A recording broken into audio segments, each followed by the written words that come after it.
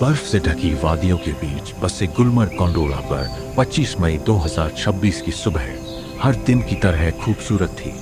पर्यटक हंसते मुस्कुराते केबल कार में बैठकर आसमान के बीच से पहाड़ों का नजारा देखने निकले थे। किसी को अंदाजा नहीं था कि कुछ ही मिनटों में ये सफर डर और हिम्मत की असली परीक्षा बन जाएगा। सुबह करीब 11 बजे अचानक गोंडोला के पहिए धीमे होने लगे।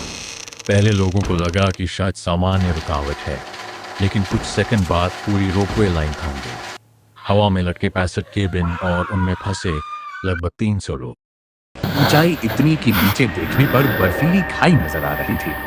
तेज ठंडी हवाएं चल रही थी। कुछ बच्चे रोने लगे, कुछ लोग मोबाइल निकालकर अपने परिवार को कॉल करने लगे। एक कैबिन में दिल्ली से आया 10 साल का बच्चा आरव अपनी माँ का हाथ कसकर पकड़े बैठा था। मम्मी, हम नीचे गिर तो नहीं जाएंगे ना? उसकी कांपती आवाज सुनकर उसकी माँ खुद डर के बावजूद मुस्कुराने की कोशिश करती है। नहीं बेटा, सेना वाले अंकल हमें बचा लेंगे। दूसरे केबिन में एक बुजुर्ग दंपति बैठे थे। दादी माँ भगवान का नाम जप रही थी। वहीं कुछ युवा खिड़की से बाहर झांककर मदद ढूंढ। कुछ ही देर में खबर पूरे इलाके में फैल गई। मौसम खराब होने लगा था, लेकिन उसी वक्त दूर बर्फ पर सेना की गाड़ियां दिखाई दी। National disaster response force, state disaster response force, police और सेना की टीम तुरंत मौके पर पहुंच गई। एक जवान ने वायरलेस पर कहा, कोई घबराए नहीं, हम केबिन तक पहुंचेंगे। रेस्क्यू ऑपरेशन शुरू हुआ। जवान रस्सियों के सहारे हवा में लटके केबिनों तक पहुंचने लगे। नीचे खड़े लोग सांस रोककर ये दृश्य देख रहे थे। एक जवान बर्फीली हवा से लड़ते हुए एक केबिन तक पहुंचा। अंदर बैठे लोग उसे देखकर जैसे उम्मीद से भर गए। आप सब सुरक्षित हैं? एक एक करके नीचे ले जाएंगे। सबसे पहले बच्चों और महिलाओं को निकाला गया।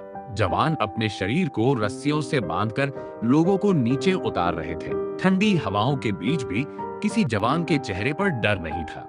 आरव को जब नीचे उतारा गया तो उसने जमीन पर आते ही उस जवान को गले लगा लिया।